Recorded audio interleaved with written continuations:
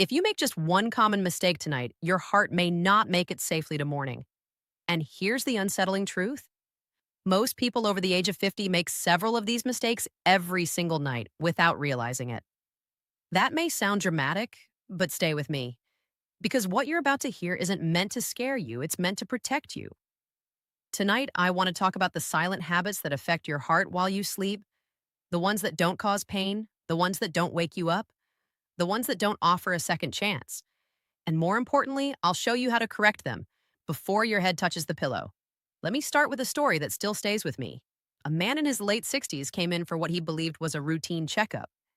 He was independent, mentally sharp, still active, and proud of the fact that he was doing pretty well for his age. His blood pressure was slightly elevated. His cholesterol was borderline.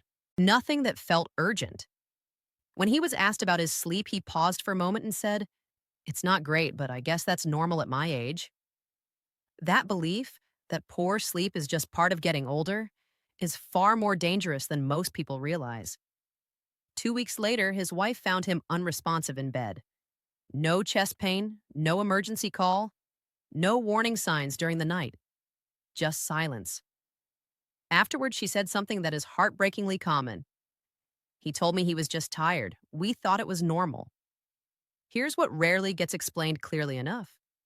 Your heart is not automatically safer when you sleep. In fact, for many adults, especially over 55, nighttime is when the heart faces its most dangerous type of stress. Not loud stress, not physical exertion, but quiet, cumulative stress that builds while you're unconscious. During sleep, blood pressure shifts, breathing patterns change, oxygen levels can dip, and small, harmless looking habits can combine into something life threatening in the dark. Doctors who study nighttime cardiac events have noticed a clear pattern. Most heart related emergencies that happen during sleep are not random. They are often the result of preventable mistakes. The first mistake is one almost everyone believes is harmless: going to bed dehydrated. Many people intentionally avoid drinking water in the evening because they don't want to wake up at night to use the bathroom. It sounds reasonable, it feels practical, but inside your body, dehydration thickens the blood. Thicker blood moves more slowly. It places extra strain on the heart and increases the risk of clot formation. During the early morning hours, roughly between 2 and 6 a.m., your heart rate naturally slows and blood pressure regulation becomes more fragile. That combination, slow circulation plus thicker blood, is exactly when heart attacks and strokes are more likely to occur. Avoiding fluids for many hours before sleep doesn't protect your heart, it quietly stresses it. This doesn't mean drinking large amounts of water right before bed, but a small glass, about half a cup, 30 to 60 minutes before sleep, can help maintain healthier circulation during the most vulnerable hours of the night. However, hydration alone won't help if the second mistake is still present. The second mistake is sleeping completely flat when your heart can't handle it. Lying flat feels natural. Many people do it for decades without problems. But as the body ages, the heart becomes less efficient at handling fluid shifts. When you lie completely flat, fluid redistributes toward the chest. This can increase pressure in the lungs and make the heart work harder than it should. If you've ever woken up at night feeling short of breath or felt relief when sitting up slightly, that's not anxiety. And it's not just aging. That's your heart struggling under nighttime conditions. Many experts recommend a slight elevation of the upper body for people with high blood pressure, heart strain, or unexplained nighttime breathlessness. You don't need special equipment. You don't need to sleep upright. Even a gentle incline of a few inches can reduce cardiac workload and improve breathing during sleep. Interestingly, many people already do this instinctively. They stack pillows without knowing why. Their body adapts before their mind understands. But even posture won't protect the heart if the third mistake is present. The third mistake is taking the wrong helper before bed. Sleep aids are extremely common. Over-the-counter products, nighttime pain relievers, melatonin, and prescription medications are often viewed as harmless. But many of them can suppress breathing, lower oxygen levels, or interfere with heart rhythm, especially in older adults. Doctors recommend extreme caution with nighttime medications, particularly for people who snore loudly, stop breathing during sleep, or wake up feeling unrefreshed. The danger is subtle. There's no pain, no dramatic reaction. Oxygen levels drop just enough. Heart rhythm becomes unstable just enough. And sometimes that's all it takes. The most important question isn't just, does this help me sleep? It's, is this safe for my heart while I sleep? If the answer isn't clear, that uncertainty itself is a warning sign. The fourth mistake involves symptoms people have learned to ignore. Humans are very good at adapting. We normalize discomfort. We explain things away.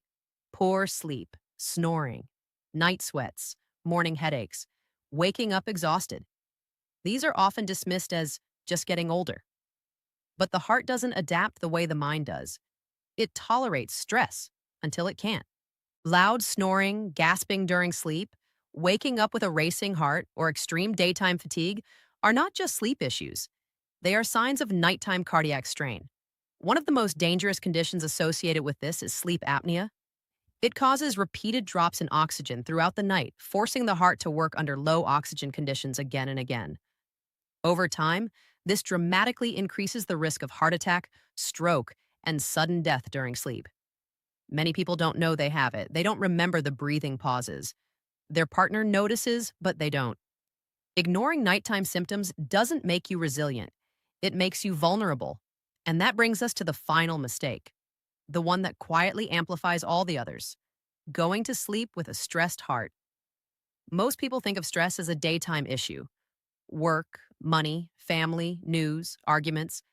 But what many don't realize is this: the way you enter sleep determines how your heart behaves all night. If you go to bed mentally tense, anxious, angry, or overstimulated, your nervous system doesn't shut off just because your eyes close. Stress hormones remain elevated. Heart rate stays higher than it should. Blood pressure doesn't dip the way it's designed to at night. From the heart's perspective, stress is stress, whether it's physical or emotional. This is why serious cardiac events are so common in the early morning hours. The heart has been working all night without true recovery. The good news? This is one of the easiest mistakes to fix. It doesn't require medication. It doesn't require equipment. It requires a buffer, a calm transition between your day and your sleep. Even 15 to 20 minutes can make a measurable difference. No heavy conversations, no alarming news, no scrolling that keeps your mind alert. Dim the lights, slow your breathing, stretch gently, pray, meditate, or simply sit quietly and breathe slowly. When breathing slows, the heart follows. That's not philosophy. That's physiology. Before sleep, it helps to send a clear signal of safety to your nervous system. Calm signals create calm responses. Now, let's bring this together. None of these mistakes feel dangerous in the moment. That's why they're so risky. They feel like habits. Dehydration, sleeping flat, using sleep aids without questioning them, ignoring nighttime symptoms, carrying stress into bed. Each one increases nighttime cardiac strain just a little. Together, night after night, they can push the heart beyond its limit. So tonight, do 5 simple things. Drink a small amount of water earlier in the evening.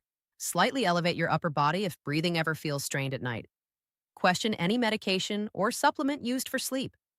Take nighttime symptoms seriously. And give your heart a calm, quiet transition into rest. Sleep is not just rest. Sleep is a test. Every night, your heart is tested under lower oxygen, slower circulation, and shifting pressures. The goal is not to make that test harder than it needs to be, because when something goes wrong during sleep, there is no warning bell, no second chance. But when you support your heart properly at night, it becomes stronger during the day. Better sleep improves blood pressure, stabilizes heart rhythm, reduces inflammation, and restores energy. Nighttime care isn't separate from heart health. It's the foundation of it. This video is for educational and informational purposes only. It does not provide medical advice and is not a substitute for professional medical care. Always consult a qualified healthcare provider regarding any medical concerns, symptoms, or treatment decisions.